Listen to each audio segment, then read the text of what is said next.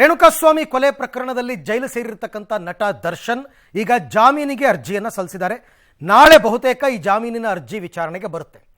ಈ ಜಾಮೀನು ಅರ್ಜಿಯಲ್ಲಿ ರೇಣುಕಾಸ್ವಾಮಿ ಕೊಲೆ ಪ್ರಕರಣದಲ್ಲಿ ನನ್ನ ಪಾತ್ರ ಏನೂ ಇಲ್ಲ ಅಂತ ದರ್ಶನ್ ಹೇಳ್ಕೊಂಡಿದ್ದಾರೆ. ಈ ನಡುವೆ ಪರಪ್ಪನ ಅಗ್ರಹಾರ ಜೈಲಿನಲ್ಲಿ ದರ್ಶನ್ಗೆ ರಾಜಾತಿಥ್ಯ ಕೊಟ್ಟ ವಿಚಾರದಲ್ಲಿ ವಿಲ್ಸನ್ ಗಾರ್ಡನ್ ನಾಗ ತಪ್ಪು ಒಪ್ಪಿಕೊಂಡಿದ್ದಾರೆ. ಸೊ ಇದಕ್ಕೆ ಸಂಬಂಧಪಟ್ಟ ಒಂದು ರಿಪೋರ್ಟ್ ಇದೆ, ನೋಡೋಣ.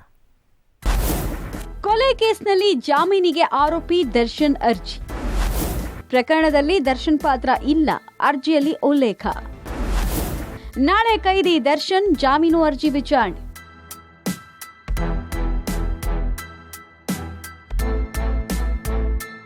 ಚಿತ್ರದುರ್ಗದ ರೇಣುಕಾಸ್ವಾಮಿ ಹತ್ಯೆ ಮಾಡಿ ಬಂಧನವಾಗಿ 102 ದಿನದ ಬಳಿಕ ದರ್ಶನ್ ಜಾಮೀನಿಗೆ ಅರ್ಜಿ ಸಲ್ಲಿಕೆ ಮಾಡಿದ್ದಾರೆ. ನಿನ್ನೆ ಸೆಷನ್ಸ್ ಕೋರ್ಟ್ಗೆ ಜಾಮೀನಿಗೆ ಅರ್ಜಿ ಸಲ್ಲಿಕೆ ಮಾಡಿ ತುರ್ತು ವಿಚಾರಣೆಗೆ ಮನವಿ ಮಾಡಿದ್ರು. ಆದರೆ ಕೋರ್ಟ್ ನಾಳೆ ವಿಚಾರಣೆ ನಡೆಸುವುದಾಗಿ ತಿಳಿಸಿದೆ. ಹೀಗಾಗಿ ನಾಳೆಯಿಂದ ದರ್ಶನ್ ಬೇಲ್ ಅರ್ಜಿ ವಿಚಾರಣೆಯ ವಾದ ಪ್ರತಿವಾದ ನಡೆಯಲಿದೆ. ಪ್ರಕರಣದ ಇತರೆ ಆರೋಪಿಗಳ ಜಾಮೀನಿಗೆ ಅರ್ಜಿ ಸಲ್ಲಿಸಿದ ಬಳಿಕ ದರ್ಶನ್ ಬೇಲ್ಗಾಗಿ ಅರ್ಜಿ ಸಲ್ಲಿಸಿದ್ದಾರೆ. ಜಾಮೀನು ಅರ್ಜಿಯಲ್ಲಿ ಕೆಲವು ಅಂಶಗಳನ್ನು ಉಲ್ಲೇಖ ಮಾಡಿದ್ದಾರೆ.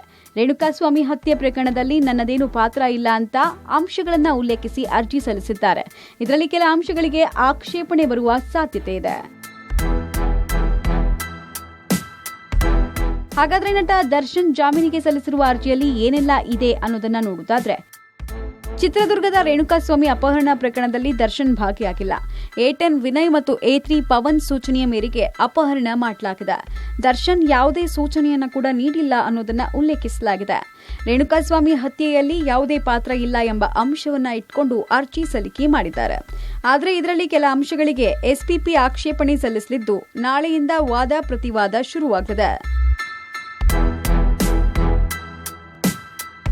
ದರ್ಶನ್ಗೆ ರಾಜಾತಿಥ್ಯ ವಿಲ್ಸನ್ ಗಾರ್ಡನ್ ನಾಗನ ವಿಚಾರಣೆ.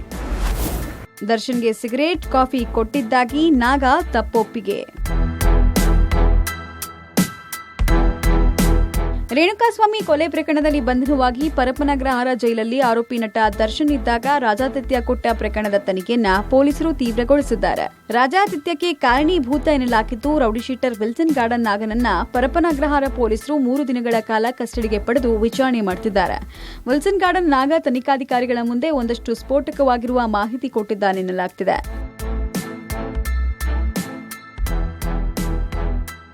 ಕಳೆದ 3 ದಿನಗಳಿಂದ ನಾಗನ್ನ ವಿಚಾರಣೆ ಮಾಡಿದಾಗ ದರ್ಶನ್ಗೆ ಕೈಗೆ ಸಿಗರೇಟು ಹಾಗೂ ಕಾಫಿ ಗ್ಲಾಸ್ ಅನ್ನ ಕೊಟ್ಟು ಕೂತು ಮಾತನಾಡಿದ್ರ ಬಗ್ಗೆ ಪೊಲೀಸರ ಮುಂದೆ ಒಪ್ಪಿಕೊಂಡಿದ್ದಾನೆ ಎನ್ನಲಾಗ್ತಾ ಇದೆ. ಸುಮಾರು 10 ರಿಂದ 15 ನಿಮಿಷಗಳ ಕಾಲ ಒಂದು ಕಡೆ ಕೂತು ಮಾತನಾಡಿರುವ ಬಗ್ಗೆ ವಿಲ್ಸನ್ ಗಾರ್ಡನ್ ನಾಗ ತನಿಖಾಧಿಕಾರಿಗಳ ಮುಂದೆ ಹೇಳ್ಕೊಂಡಿದ್ದಾನಂತೆ. ಇನ್ನು ಜೈಲಲ್ಲಿ ಮೊಬೈಲ್ ಬಳಕೆ ಬಗ್ಗೆ ವಿಚಾರಣೆ ವೇಳೆ ನಾಗ ಮೊಬೈಲ್ ಬಗ್ಗೆ ಮಾಹಿತಿ ಇಲ್ಲ ಅಂತ ಹೇಳ್ತಾ ಇದ್ದಾನೆ ಎನ್ನಲಾಗ್ತಾ ಇದೆ. ಒಟ್ಟಾರೆ ಬಂಧನವಾದ 102 ದಿನಗಳ ಬಳಿಕ ದರ್ಶನ್ ಬೇಲ್ಗೆ ಅರ್ಜಿ ಸಲ್ಲಿಸಿದ್ದು, ಕೊಲೆ ಕೇಸ್ನಲ್ಲಿ ದಾಸನಿಗೆ ಜಾಮೀನು ಸಿಗುತ್ತಾ ಇಲ್ವಾ ಅನ್ನೋದು ನಾಳೆ ಗೊತ್ತಾಗ್ತದೆ. News desk, public TV.